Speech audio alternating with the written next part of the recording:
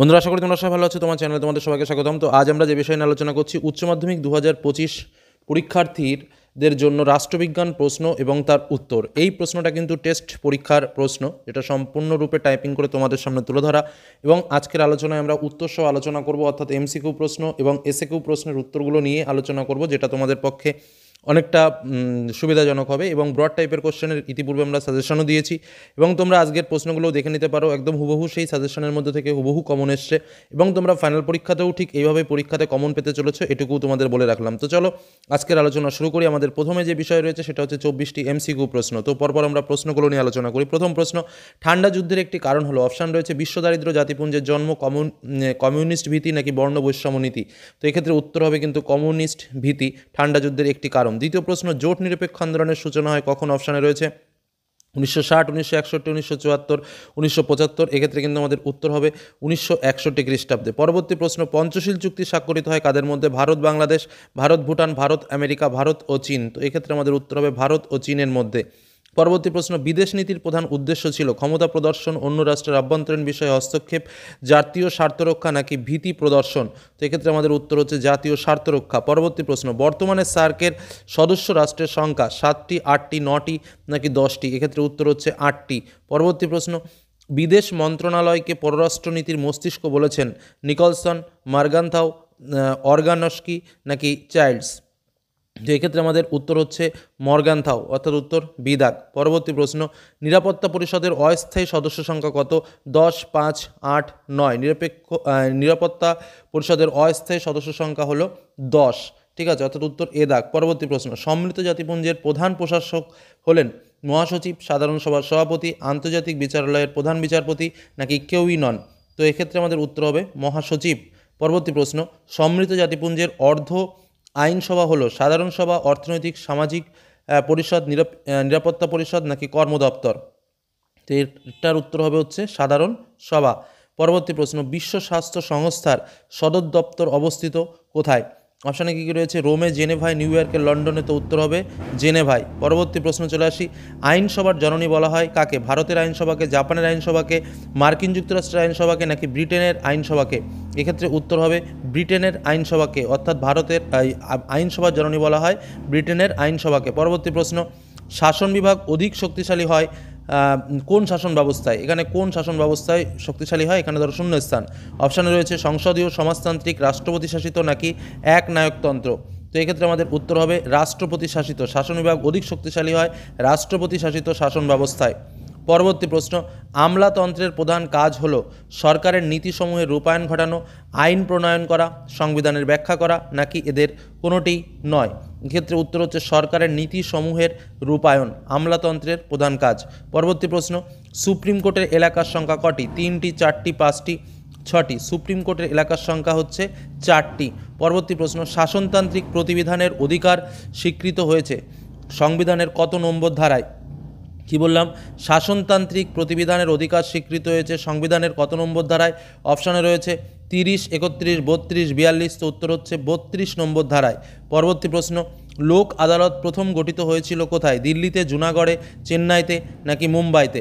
লোক আদালত প্রথম গঠিত হয়েছিল দিল্লিতে, প্রথম, ঠিক আছে। পরবর্তী প্রশ্নতে আমরা চলে আসি, স্বেচ্ছাসেবী ক্ষমতা ভোগ করেন রাষ্ট্রপতি, রাজ্যপাল, প্রধানমন্ত্রী নাকি মুখ্যমন্ত্রী? স্বেচ্ছাসেবী ক্ষমতা ভোগ করেন রাজ্যপাল। কি বললাম? রাজ্যপাল। পরবর্তী প্রশ্ন, ভারতের নিয়মতান্ত্রিক শাসক হলেন রাষ্ট্রপতি, প্রধানমন্ত্রী, অধ্যক্ষ নাকি প্রধান বিচারপতি? উত্তর হলো রাষ্ট্রপতি। পরবর্তী প্রশ্ন, রাজ্যসভায় সদস্যদের কার্যকালের মেয়াদ 4 বছর, 5 বছর, 6 বছর, 7 বছর? উত্তর হচ্ছে কি?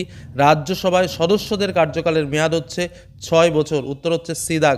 পরবর্তী প্রশ্ন, রাষ্ট্রপতি কর্তৃক লোকসভায় কতজন সদস্য মনোনীত হন? 2 জন, 3 জন, 4 জন, 5 জন? উত্তর হচ্ছে 2 জন।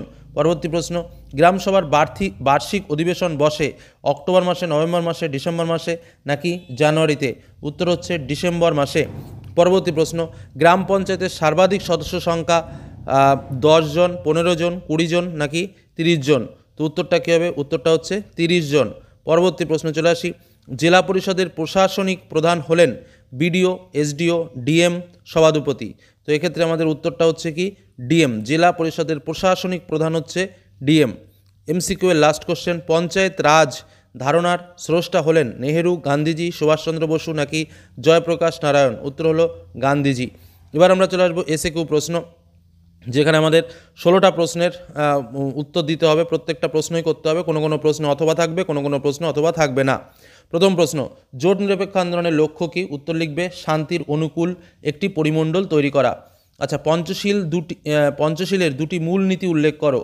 তাহলে অন্যতম মূলনীতি কি? একটা হচ্ছে প্রত্যেক রাষ্ট্রের ভৌগোলিক অখণ্ডতা ও সার্বভৌমত্বের প্রতি পারস্পরিক শ্রদ্ধা প্রদর্শন, এবং আরেকটা লিখবে শান্তিপূর্ণ সহাবস্থান। কত খ্রিস্টাব্দে বাদুং সম্মেলন অনুষ্ঠিত হয়? কত খ্রিস্টাব্দে বাদুং সম্মেলন? তোমার উত্তর হচ্ছে 1955 খ্রিস্টাব্দের 18 থেকে 28 এপ্রিল ইন্দোনেশিয়ার বাদিং শহরে অনুষ্ঠিত হয়েছিল। পরবর্তী কোশ্চেন, NAM এর পুরো নাম কি? NAM হচ্ছে নন অ্যালাইন্ড মুভমেন্ট, ঠিক আছে? বানান যদি তোমাদের প্রয়োজন হয়, NON, নন অ্যালাইন্ড, ALIGNED, ঠিক আছে? আর মুভমেন্ট বানান তো জানো, MOVEMENT, ঠিক আছে? Non aligned movement. পরেরটা হচ্ছে CTBT এর পুরো নাম কি?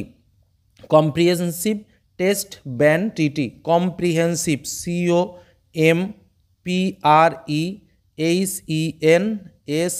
COMPREHENSIVE, কম্প্রিহেনসিভ, ঠিক আছে?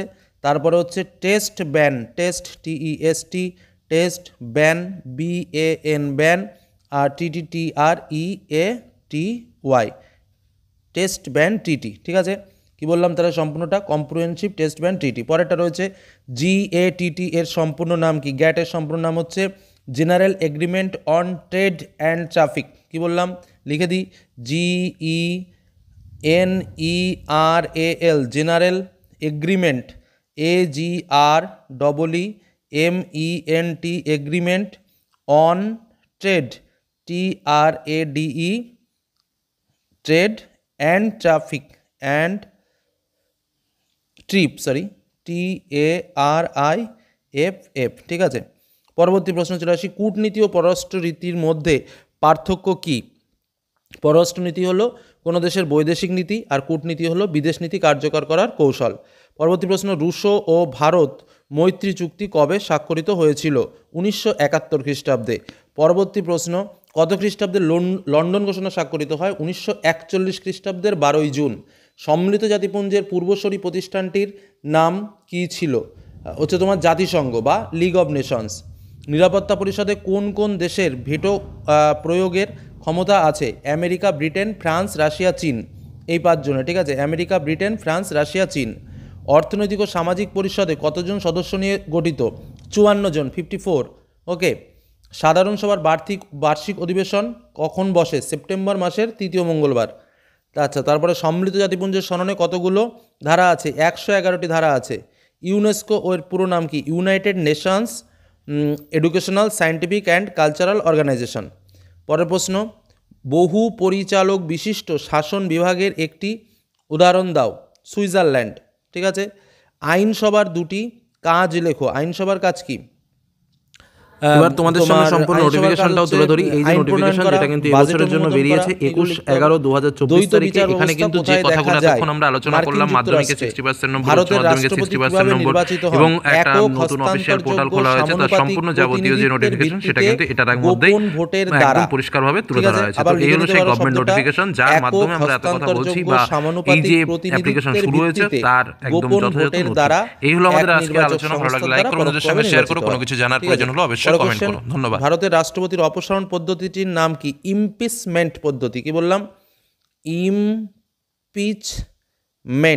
ইমপিচমেন্ট পদ্ধতি। ওকে। পরবর্তী প্রশ্ন হচ্ছে, চলে আসি, রাজনৈতিক প্রশাসক কারা? রাজনৈতিক প্রশাসক বলতে কেন্দ্রীয় রাজ্য মন্ত্রিসভার সকল মন্ত্রীকেই বোঝানো হয়। আচ্ছা, বন্দি প্রত্যক্ষীকরণের অর্থ কি? বন্দিকে সশরীরে আদালতে হাজির করা। আচ্ছা, ন্যায় পঞ্চায়েত কি? ন্যায় পঞ্চায়েত হলো গ্রাম পঞ্চায়েতের স্তরের আদালত, সেটাই হলো ন্যায় পঞ্চায়েত। আচ্ছা, ক্রেতা সুরক্ষা আইন কবে পাস হয়? 1986 খ্রিস্টাব্দের ডিসেম্বর মাসে। এবার ব্রড কোশ্চেনগুলো দেখে নাও। ক্ষমতা কাকে বলে? ক্ষমতার উপাদান আলোচনা করো, অথবা জাতীয় স্বার্থের সংজ্ঞা দাও, জাতীয় স্বার্থ রক্ষার উপায়গুলি আলোচনা করো। উদারনীতিবাদের সংজ্ঞা দাও, উদারনীতিবাদের মূল সূত্রগুলো কী কী? ক্ষমতা স্বতন্ত্রীকরণ নীতি বলতে কী বোঝো? কঠোর ক্ষমতা স্বতন্ত্রীকরণ নীতির সম্ভাবনায় কাম্য নয় মন্তব্যটি যথার্থতা বিচার করো। অথবা আধুনিক রাষ্ট্রের শাসন বিভাগের কার্যাবলী আলোচনা করো, ভারতের রাষ্ট্রপতির ক্ষমতা কার্যাবলী আলোচনা করো, ভারতীয় পার্লামেন্টের আইন পাশের পদ্ধতি ব্যাখ্যা করো, অথবা ভারতীয় পার্লামেন্টের ক্ষমতা ও কার্যাবলী আলোচনা করো। ব্রড যে প্রশ্নগুলো রয়েছে এই প্রশ্নপত্র ফাইনালেও তোমরা পাবে। আর শর্ট কোশ্চেন যেগুলো বললাম খুবই ইম্পর্টেন্ট শর্ট কোশ্চেন, এছাড়াও বিভিন্ন শর্ট তোমাদের সামনে আলোচনা করেছি, সেগুলো প্র্যাকটিস করো। ইতিপূর্বে যে সাজেশন দিয়েছি ফাইনালের জন্য প্র্যাকটিস করো, ওর ভেতরেই প্রশ্ন আসবে। এটুকু বলে আজকের আলোচনা শেষ করলাম। ধন্যবাদ।